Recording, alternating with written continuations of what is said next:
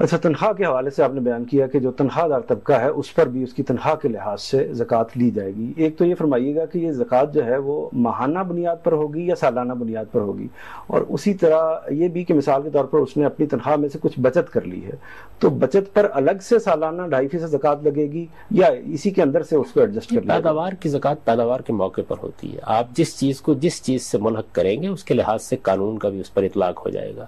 آپ کے ہاں اگر فصل ہو گئی ہے اور سال میں 10 فصلیں ہو گئی ہیں تو ہر فصل کے موقع پر زکوٰۃ عائد ہو جائے گی۔ اس کو قرآن نے بیان بھی کر دیا کہ وَآتُوا حَقَّهُ یوم حصادہ، جیسے ہی آپ اس کو کاٹتے ہیں کھیتی کو اسی دن اس کا حق بھی ادا کر دیجئے تو وہ عائد ہو جائے گی۔ اب جب زکوٰۃ عائد ہو جائے گی تو اس کو وصول کرنا ہے۔ وصول آپ ماہوار بھی کر سکتے ہیں، روزانہ بھی کر سکتے ہیں۔ پیداوار روزانہ ہو رہی ہے، فیسیں آپ لے رہے ہیں مثال کے طور پر، آپ اس کو سالانہ بھی کر سکتے ہیں، اس سے کوئی فرق نہیں پڑے گا۔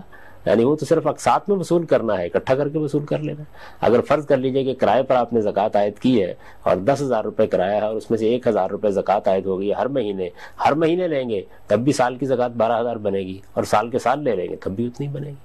تو زکوٰۃ جب بھی آپ نے لینی ہے پیداوار کی، وہ پیداوار کے موقع پر جب پیداوار ہوئی وہ عائد ہو جاتی ہے، وصول کرنے کا طریقہ کوئی بھی اختیار کیا جاتا ہے۔ اچھا، اس میں تنخواہ پر 5% زکوٰۃ عائد ہوگی یا 10%؟ پیداوار میں تو میرے نزدیک 10% عائد ہوگی۔ اس کی وجہ تنخواہ پر بھی 10% ہوگی، کرائے پر بھی 10% ہوگی، فیسیں ہیں ان میں بھی اگر آپ عام حالات میں بیٹھے ہوئے ہیں اور بس آپ نے فیس لے لی ہے یا کمیشن وصول کر لیا، اس میں کوئی دوسری چیز شامل نہیں ہوئی، صرف محنت ہی ہے آپ کی، تو اس پر بھی 10% ہی ہونی چاہیے۔ ایک بالکل عام آدمی، جس طرح ہم روزگار کے مسائل دیکھ رہے ہیں، جس کا تنخواہ میں گزارا ہی نہیں ہو رہا، اس کو اگر 10% دینے پڑ جاتے ہیں تو کافی مشکل پیش آ جائے گی۔ نہیں، وہ تو ہم پہلے اس اصول کو زیر بحث لا چکے کہ آپ ہر چیز میں ایک نصاب مقرر کریں گے، یعنی لوگوں کے حالات کے لحاظ سے، تمدنی ضروریات کے لحاظ سے نصاب مقرر کیا جائے گا۔ یعنی تنخواہ میں بھی مثال کے طور پر اس طرح کا نصاب مقرر کیا جائے گا کہ 10,000 سے کم پر زکوٰۃ نہیں لی جائے گی؟ ایسا ہی ہوگا، ہر چیز میں نصاب مقرر کرنا چاہیے۔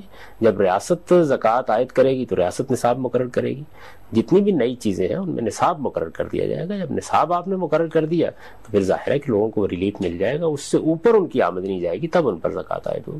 اچھا، ایک شخص جو اپنی تنخواہ میں سے زکوٰۃ بھی دے رہا ہے، اپنے مال میں سے بھی زکوٰۃ بھی دے رہا ہے، وہ اگر سوسائٹی کو ٹیکس کی ایڈجسٹمنٹ کروا لیتا ہے، جو ٹیکسز ہمارے ہاں اکثر لگتے ہیں، تو ان کی کیا زکوٰۃ کے ساتھ ایڈجسٹمنٹ ہو سکتی ہے؟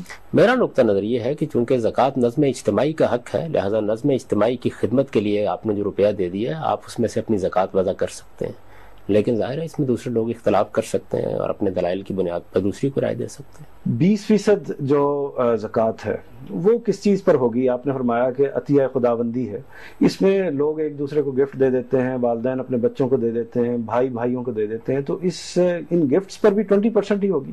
جب آپ کو کوئی رقم یا کوئی مال اس طریقے سے مل گیا ہے کہ نہ آپ نے محنت کی، اس میں نہ کوئی سرمایہ انویسٹ کیا، تو اس میں بھی اللہ کا حق قائم ہو گیا اور وہ 20% ہی ہوگا۔ جیسے دفینہ مل گیا آپ کو تو دفینے پر 20% زکوٰۃ عائد کر دی جاتی ہے۔ زمین میں سے کوئی چیز اچانک نکل آئی تو اس پر 20% ہی زکوٰۃ عائد ہوگی۔ اور اس طرح کے تحفے تحائف پر؟ ان کے اوپر بھی زکوٰۃ عائد کی جا سکتی ہے، اب بھی ہمارے ہاں عائد ہوتی ہے۔ ٹیکس میں بھی بہت سی اس طرح کی چیزیں ہیں جن کو آپ کو ڈکلیئر کرنا پڑتا ہے، زکوٰۃ کے باوجود بھی حکومت فیصلہ کر سکتی ہے۔ زکوٰۃ دینے میں جو لوگ بخل سے کام لیتے ہیں، دین کی ان کے بارے میں کیا ہدایت؟ زکوٰۃ تو ایک فرض ہے، جو آدمی اس فریضے کو ادا نہیں کرتا وہ ایک کبیرہ گناہ کا ارتکاب کرتا ہے، اس لیے کہ جو چیزیں فرض کی جاتی ہیں یا جو چیزیں حرام قرار دی جاتی ہیں ان میں تو ہر حال میں آدمی کو اللہ کے قانون کی پابندی کرنی ہوتی ہے۔ وہ چیزیں جن کو اللہ تعالیٰ نے لوگوں پر چھوڑ دیا ہے اور جن کے بارے میں یہ ہدایت فرمائی ہے کہ من تطوع خیرا فإن اللہ شاکر علیم، جو آدمی اپنے شوق سے کوئی کام کرتا ہے اللہ اس کو قبول کرنے والا ہے، وہاں یہ ہو سکتا ہے کہ آدمی خست یا بخل سے کام لے، وہ بھی کوئی اچھی چیز نہیں ہے، اس لیے کہ آدمی جو مدارج طے کرتا ہے اور تزکیہ اپنے نفس کا کرتا ہے اور بلند مراتب تک پہنچتا ہے وہ تو انفاق سے پہنچتا ہے۔ زکوٰۃ تو ایک فرض ہے جو آپ نے ادا کر دیا، یعنی کم سے کم جو ذمہ داری سوسائٹی کی طرف سے آپ پر عائد کی گئی تھی وہ آپ نے ادا کر دی ہے۔ فرض نماز آپ نے پڑھ لی تو فریضہ ادا ہو گیا، لیکن اصل میں آدمی اگر اپنے رب سے تعلق پیدا کرنا چاہتا ہے تو وہ نفل نمازوں سے ہوتا ہے۔ اسی طریقے سے انفاق کو اصل سمجھنا چاہیے، اور انفاق کے بارے میں اللہ نے جو اپنا قانون بیان کیا ہے وہ یہ ہے کہ وہ لوگ کہ جو اپنی ذاتی کاروباری حال اور مستقبل کی ضرورتوں کے بعد کچھ بچا کے رکھے ہوئے ہیں، وہ یہ سمجھ لیں کہ وہ معاشرے کا حق ہے، اگر کوئی سوسائٹی کی ضرورت سامنے آ جائے تو اس کو دینا ضروری ہے، اگر وہ ایسا نہیں کریں گے تو یہ ان کے لیے سزا کا باعث بن